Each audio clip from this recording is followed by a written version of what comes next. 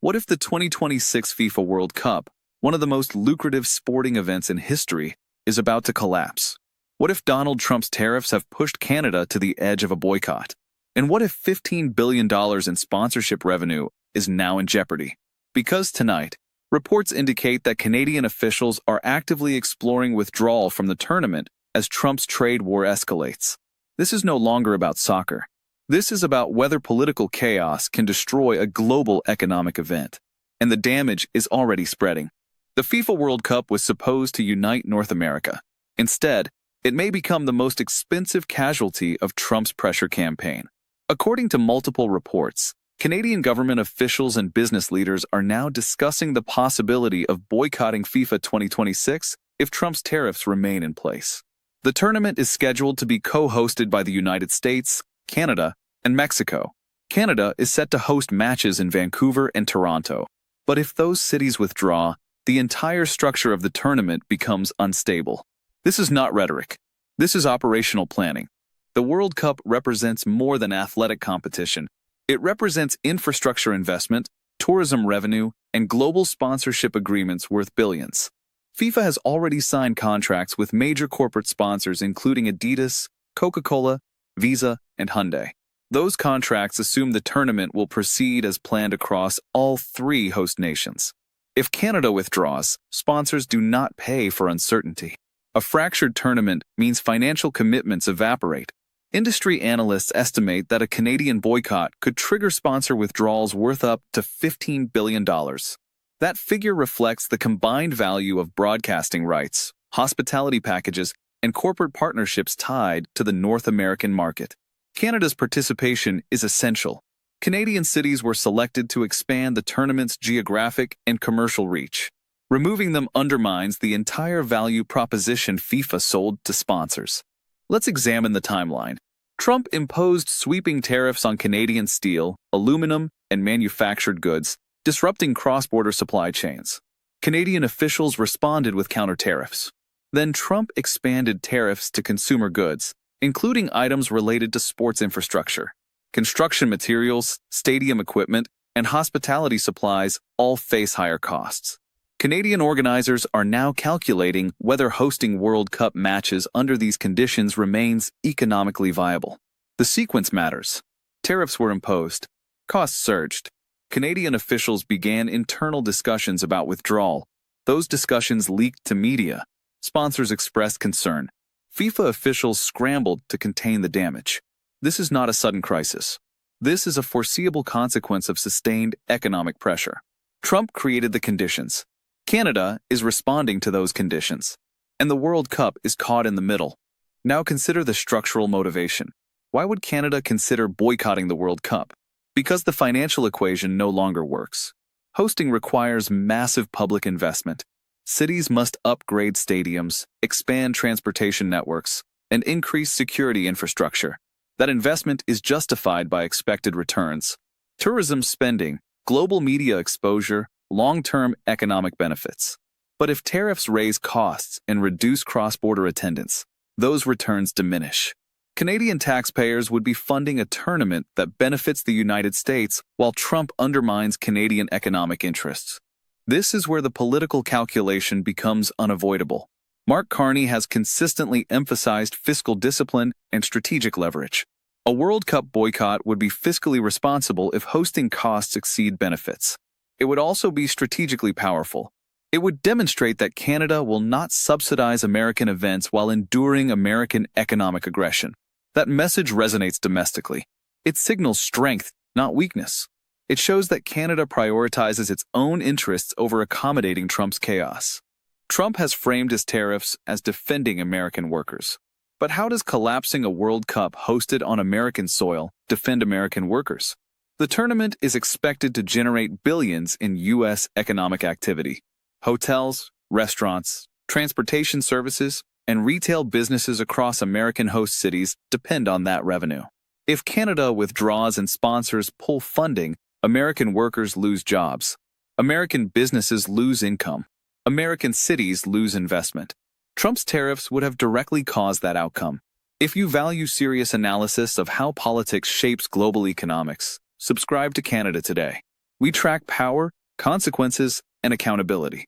Because sometimes the biggest stories are not about what leaders say. They are about what they cost. Institutional response is already emerging. FIFA officials have reportedly engaged in urgent consultations with Canadian organizers. The message from FIFA is clear. The tournament cannot proceed as planned without Canadian participation. But FIFA has limited leverage. It cannot force Canada to host. It cannot override Canadian fiscal priorities. And it cannot shield the tournament from the consequences of Trump's trade policy. Sponsors are not waiting for FIFA to resolve this. Corporate partners are already conducting risk assessments and evaluating contingency clauses. Some have reportedly communicated directly with FIFA, expressing concern about brand reputation if the event becomes associated with political instability. Sponsors want safe, predictable, globally celebrated events. A boycotted or diminished World Cup fails that test. Business analysts have been blunt. If Canada withdraws, the tournament loses credibility.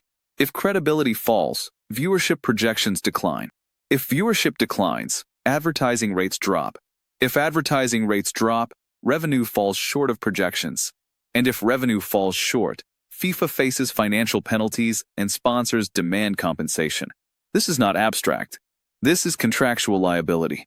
Trump's tariffs may have just created a multi-billion-dollar legal and financial crisis for one of the world's most valuable sporting events. Republican lawmakers in border states are notably silent. They understand the economic stakes. World Cup matches represent jobs, tourism, and global visibility. But defending the tournament means opposing Trump's tariffs. So they remain quiet. That silence signals discomfort.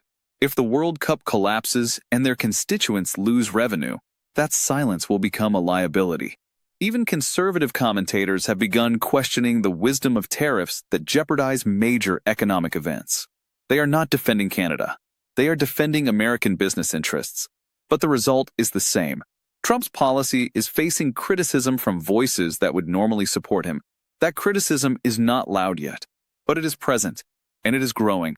This is where Trump's strategy unravels. He imposed tariffs to project strength. But those tariffs are now threatening an event that benefits the United States. He claimed to defend American workers, but his actions may cost American workers billions. He promised to make America stronger, but he may have just made America the reason a global event collapses. That is not strength. That is self-inflicted damage. Mark Carney does not need to escalate. He does not need to threaten. He simply needs to allow the economic logic to unfold. If hosting the World Cup under Trump's tariff regime is not financially viable, Canada withdraws.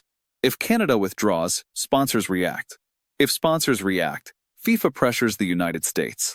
If FIFA pressures the United States, American cities and businesses pressure Trump. Carney set none of that in motion. Trump did. Carney is simply refusing to absorb the cost. This is strategic patience. Trump thrives on confrontation. Carney thrives on accountability. Trump creates pressure.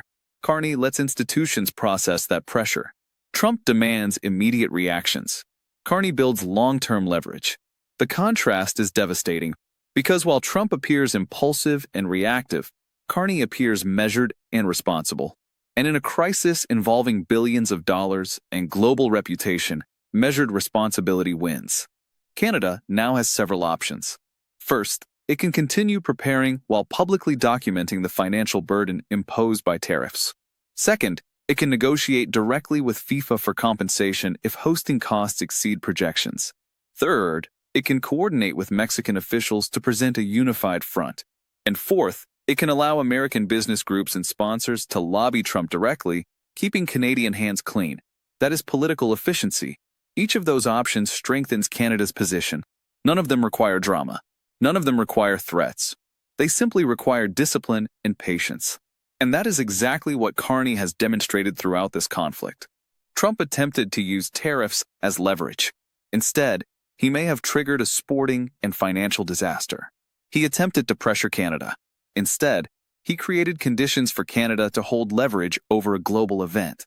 He attempted to project dominance. Instead, he looks reckless. The World Cup was supposed to showcase North American unity and economic strength. Now it may showcase political dysfunction and strategic failure. And the responsibility for that outcome lies with Trump. If records show that Canadian withdrawal was caused by tariffs, this will not be a policy debate. It will be a case study in how impulsive governance destroys value. $15 billion in sponsorships, billions more in tourism and infrastructure investment, jobs across 3 nations, global credibility. All of it at risk because Trump could not manage trade relations with America's closest ally. Donald Trump wanted to be tough. Instead, he may have just crashed the World Cup. He wanted to protect American interests. Instead, he endangered them. He wanted to show strength. Instead, he revealed recklessness. The FIFA World Cup was supposed to be a celebration. Now it may become evidence of failure. If you value accountability and strategic analysis, subscribe to Canada Today. We cut through political theater and focus on consequences. Because sometimes the real story is not what leaders threaten. It is what they destroy.